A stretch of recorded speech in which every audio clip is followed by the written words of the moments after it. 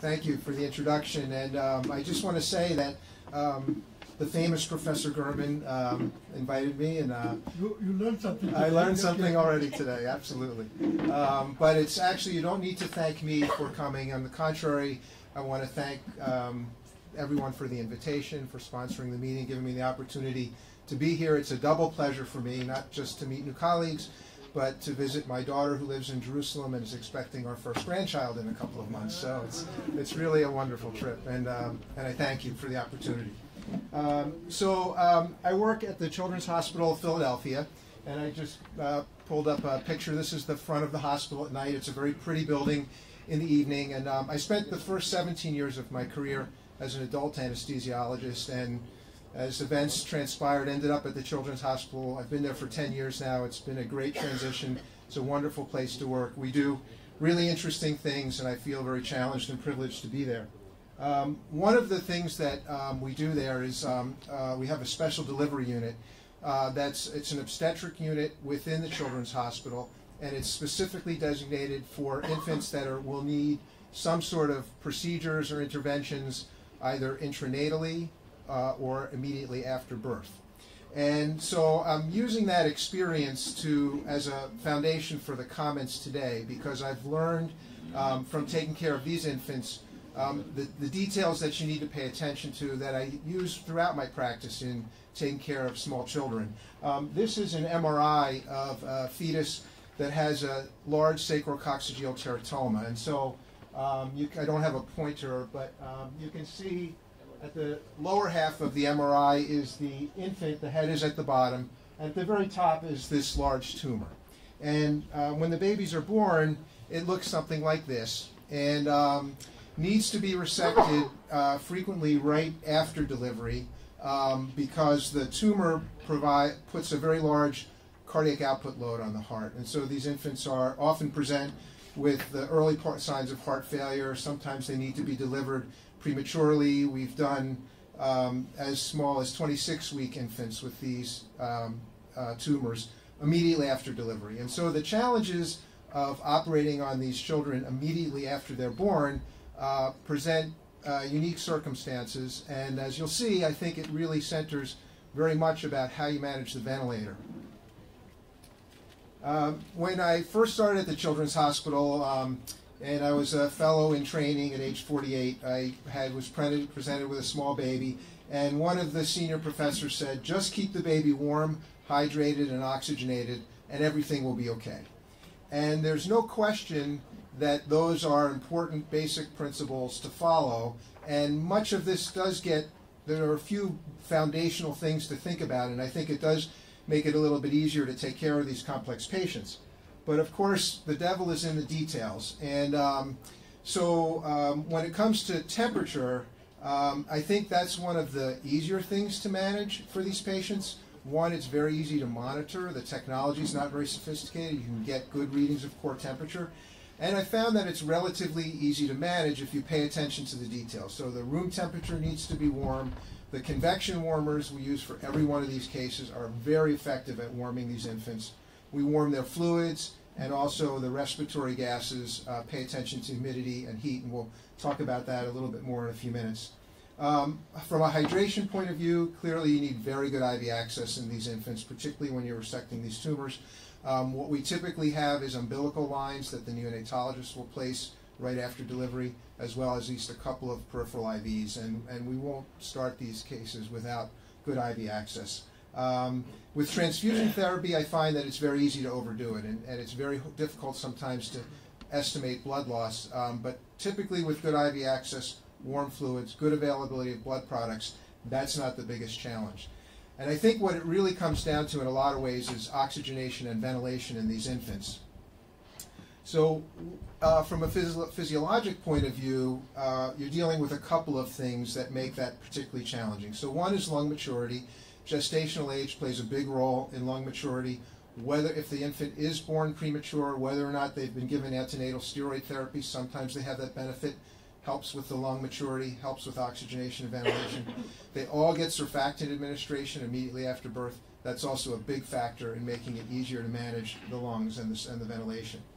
Another issue to consider for these kids, though, is that the fetal circulation is still present right after they're born. They're in that transition, and that transition is going to be sensitive to oxygenation, carbon dioxide, and acidosis, all of which, as you know, relate exactly to how you manage the ventilator, how you're able to manage the physiology.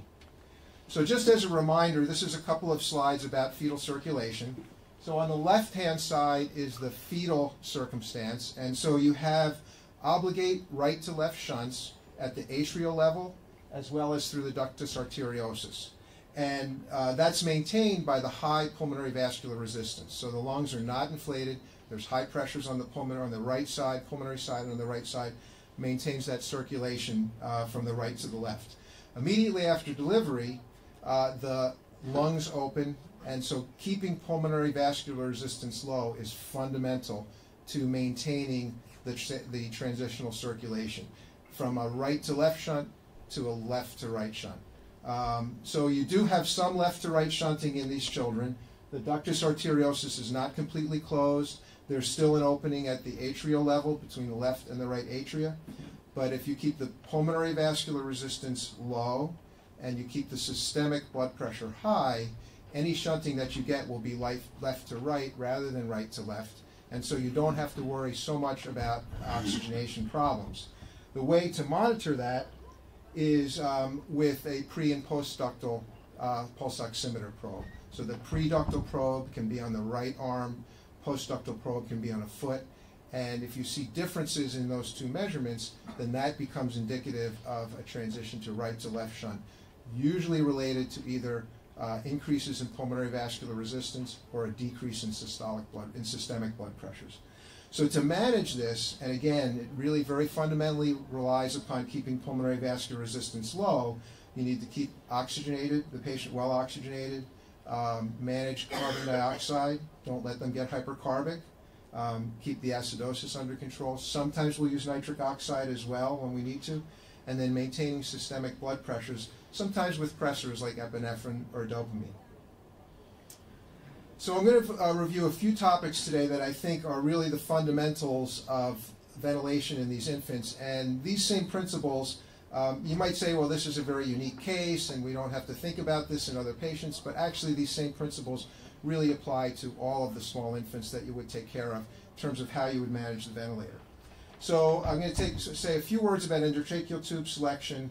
We really want to focus a lot about dead space, apparatus dead space, because that's one of the real pitfalls that you can run into in finding challenges with these kids. Humidification becomes important. I want to talk about available anesthesia ventilator technology, because there's been some advances over the last 5 to 10 years in anesthesia ventilators, make it easier to take care of these children. We'll talk a little bit about whether or not you need an ICU ventilator and ventilation modes, and if I still have any time left, we'll talk about monitoring, but we may end up having to talk about that at the break. So with regard to endotracheal tubes, just a couple of quick comments.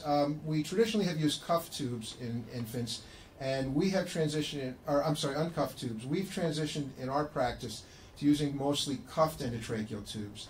The micro-cuff technology that became available from Kimberly-Clark a few years ago has turned out to be a really nice technology for these infants. The diameter, it's a very thin-walled cuff, and so the diameter of the tube is very similar to the diameter of an uncuffed tube. So you can get a cuff tube without a diameter penalty that you typically had to pay with older cuff tubes.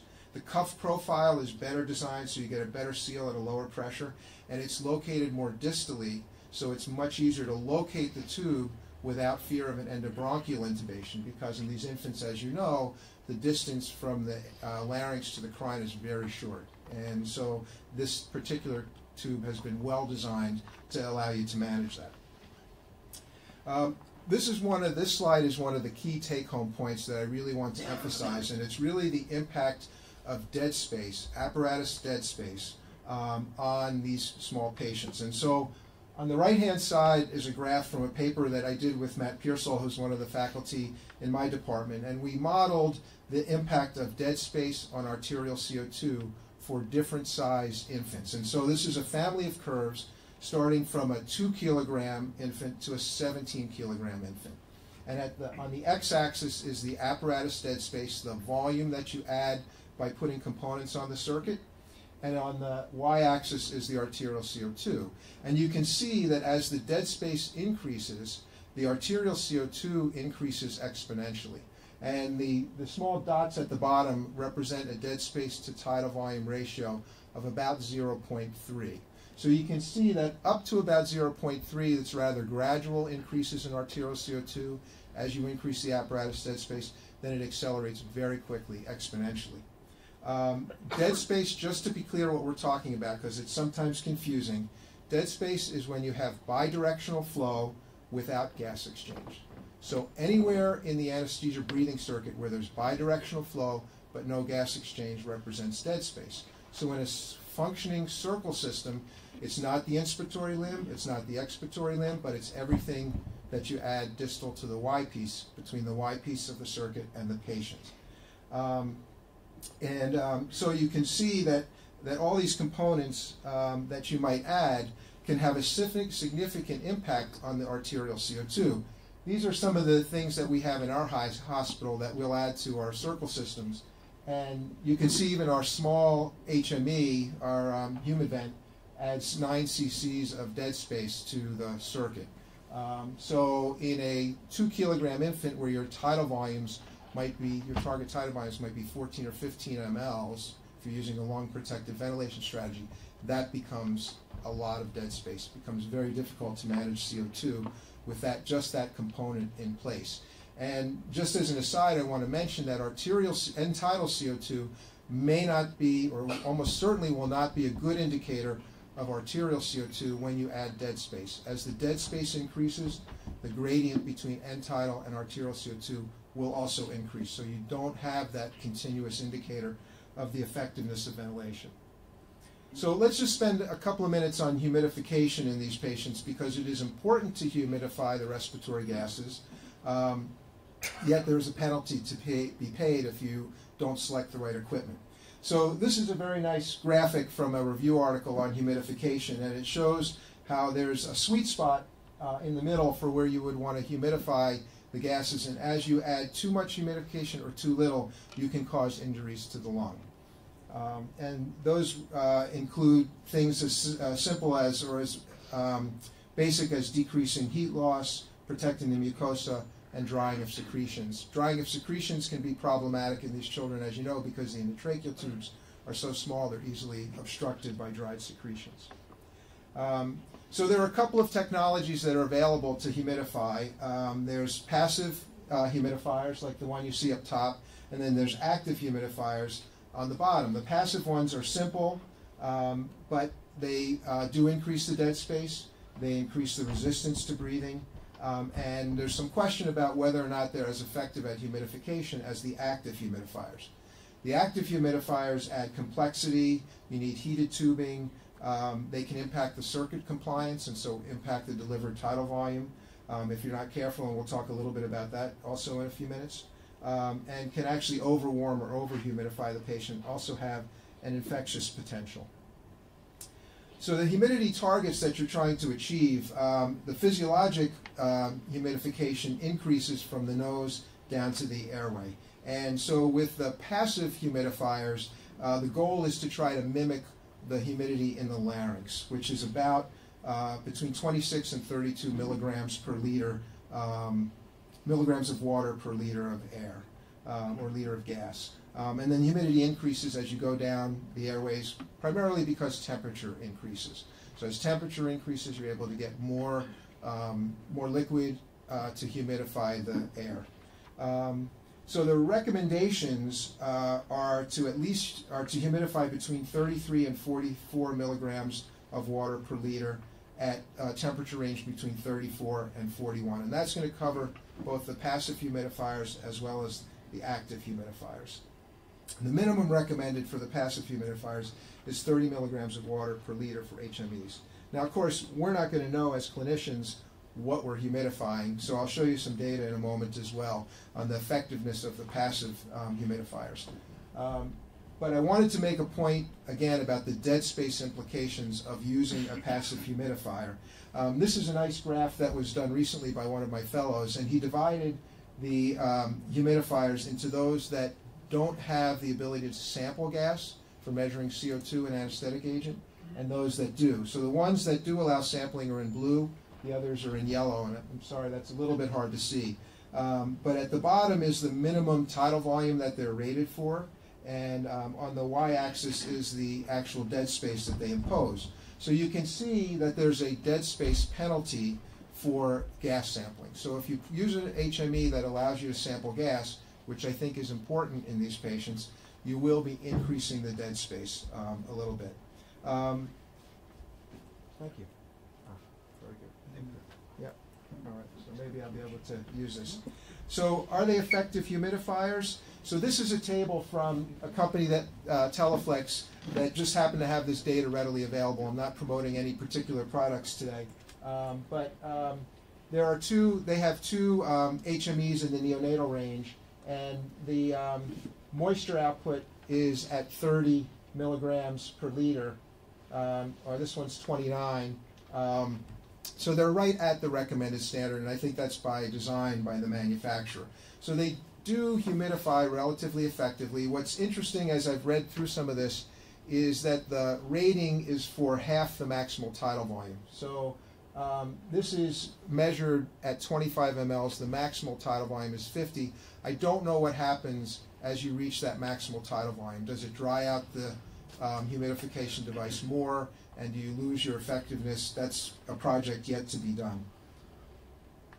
The active humidifiers, I don't know, do you have these in the hospital? Are you using the active humidifiers here? Anybody? Hands? No? Okay. No? So these are somewhat complex devices, and I have to say in my practice I use them somewhat sparingly just because they add so much complexity. There's a heated inspiratory limb that keeps the moisture from raining out into the system. There's temperature sensors at the distal and at the proximal end to make sure that the temperature is right. They alarm a lot. There's connections that can become disconnected, so they're not perfect as technologies, but they are highly effective for providing heat and humidity. You can even exceed the physiologic humidity with these devices if you turn the temperature up too much. And so they're not great, but one of the advantages is that they don't impose additional dead space on the circuit, although they do impose additional compliance. So you don't have a dead space penalty, but there is a compliance penalty, and we'll see why that's important in a moment. This is a close-up, a little more of a close-up of the device, and you know, they're relatively simple. They're just little heaters, but all the control over temperature sensors, alarms, extra connections do make them a little bit more complex to use.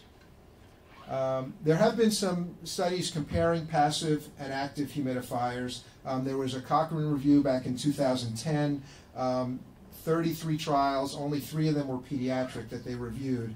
And they found that there was minimal difference between both technologies. There was some evidence, not very compelling, but some that the passive humidifiers had a reduced cost and a reduced risk of infectious complications, but increased incidence of airway occlusion, which is what you would worry about in the small infants. In the active humidifiers, they did find evidence that there was an increased infectious potential, and basically concluded that there's more research needed, especially in pediatrics. Where have I read that before? Lots of opportunities for research in pediatric anesthesia. There was another study published in Critical Care Medicine in '97 that had pretty nice data looking at comparing the humidification of both technologies. Basically, they did 6 hours of humidification with a passive humidifier, 6 with an active, then 6 with a passive, measured the humidification. They studied 40 patients. And they found very little difference in the humidification ability of both devices and no difference in complications. So I think you can use both devices effectively. I think in the very small infants, you have to be really cautious about the dead space penalty, and that's where an active humidifier may be useful, but you need to combine it with the right anesthesia ventilator. So let me just go on to that concept now. So there are differences in the capabilities of anesthesia ventilators, and I think it's really important to understand what your technology is when you approach the small infant. This is a schematic of what I would consider a kind of traditional anesthesia machine design with a circle system. And when you try to do volume ventilation with a traditional system, basically it puts 200 mLs, let's say we want to deliver 200 mLs to the patient. We set the ventilator for 200 mLs. It would displace the bellows by 200 mLs. But down at this end of the circuit, we would not get 200 mLs delivered to the patient. And it's primarily because of the compliance of the breathing system, compressible volume of the breathing system primarily, and it's also because of the interaction of fresh gas flow with tidal volume. So one of the big advances in anesthesia ventilators over the last 5 to 10 years has been compliance compensation. And this is a schematic. It actually comes from Draeger equipment, but again, I want to emphasize that any of the modern anesthesia ventilators with compliance compensation seem to function pretty equivalently. But the point is here, we want to deliver 200 mLs down to the patient, and the ventilator will deliver an additional tidal volume, in this case, to compensate for the compliance of the breathing system. So that's very important advance, and there is some data to really support how effective that is when you compare those two technologies. So these graphs come from a study that we did a few years back, comparing the traditional anesthesia machines without compliance compensation to machines with compliance compensation. And this was a lung model where we wanted to give 100 mLs of tidal volume. And you can see that as the lung compliance goes down, the delivered tidal volume at the airway falls without compliance compensation, whereas with compliance compensation, the delivered tidal volume to the airway is relatively well maintained. So compliance compensation gives you accurate tidal volume delivery to the airway. It also gives you better volume monitoring because the machine, since it knows the compliance of the breathing circuit, can report a more accurate tidal volume. And this is some data that shows the improved accuracy of tidal volume monitoring. In this case, we compared an expandable breathing circuit in the contracted or the extended version, where we had done the compliance compensation test on the machine and then changed the circuit configuration. And so we were trying to give 100 cc's of tidal volume to these patients, and down here was what we actually measured on the machine. This was measured by the machine. This was actually what was delivered at the end of the expiratory limb. So it included the compressed gas that never got to the patient, and the machine was able to correct for that. So you get better tidal volume monitoring. And the other advantage is that these machines do include spirometry. I'm getting the 2-minute warning, so I'm going to try to move further ahead, and I'm trying to explain as well as I can, so if anything's unclear, we'll have opportunities at the break to discuss it.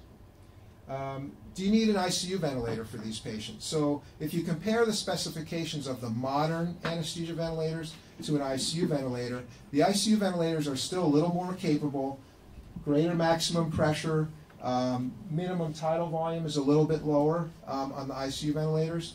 In order to achieve this small tidal volume with the ICU ventilator, it requires an extra sensor down at the patient's airway.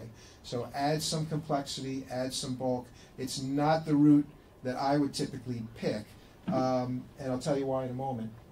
The ventilation modes now are pretty equivalent. So these manufacturers of these anesthesia ventilators also make ICU ventilators, and the anesthesia ventilators are intended to mimic them as closely as possible. The short message here is that I prefer an anesthesia ventilator with compliance compensation where I've done an appropriate compliance test at the beginning of the case. And I prefer it for 2 reasons. One is I can give inhalation agent to these patients, and 2 is I can rapidly transition to manual ventilation. And that's probably the most important thing.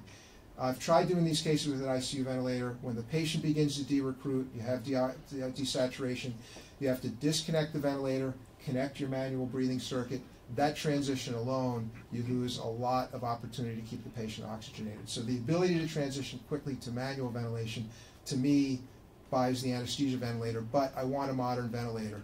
Compliance compensation, very important feature.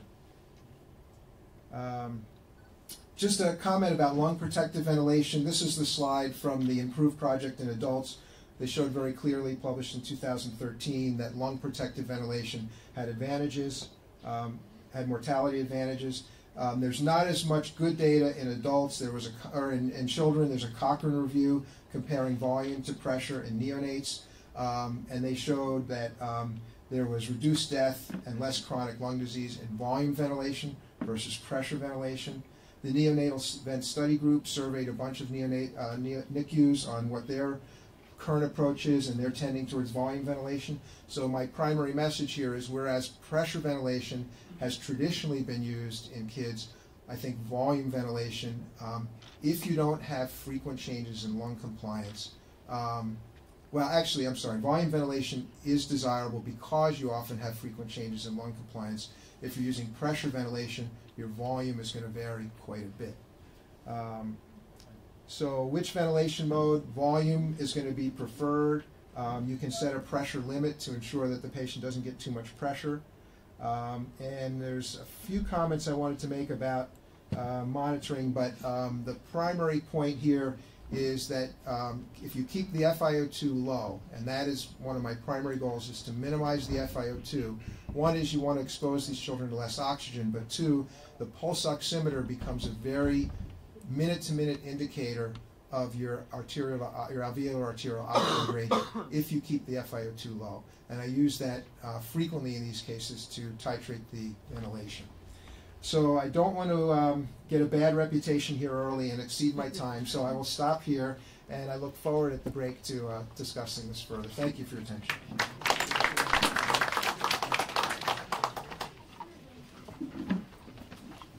Okay, thank you, Dr. Feldman. If there's only one question in the audience, try to understand. You say that in fact you prefer ventilated volume control and not pressure control. But in fact, if you use volume control and you have a decrease of compliance, you will increase your pressure, of course, but you have a limited pressure, so you can modulate the pressure. But in fact, if you modulate the pressure, you will decrease the tidal volume. So I'm not sure that it's the ideal way of ventilation. In fact, in adults, we more or less never use volume control because of the same problems. And it's quite difficult for me to understand the benefits of volume versus pressure control in the changes of tidal volume due to the increase of pressure. That's a great question, and so let me back up and say that I think you can use either mode of ventilation effectively in these children if you know what you're dealing with. What I found is in pressure ventilation, the fluctuations in tidal volume that you can get as lung compliance changes often go unrecognized. And they go unrecognized because the alarms, many machines don't have a low tidal volume alarm, and your end tidal CO2 may look very good, unchanged, but as volume goes down, the gradient with arterial CO2 is going to go up, so you won't recognize it. The reason that I like volume ventilation is not so much because it's accurate at these small tidal volumes, but at least I know I'm going to get a consistent tidal volume, which I believe is consistent with the concept of lung protective ventilation. That said, still need to monitor pressure. If pressure goes up, it's a lung compliance change. Now you have to pay attention. What's going on here? Is there a kink in the tube? Is there obstruction? Is there atelectasis? So managing the ventilation in these children really is a minute-to-minute process during the case, no matter what you do. Yeah.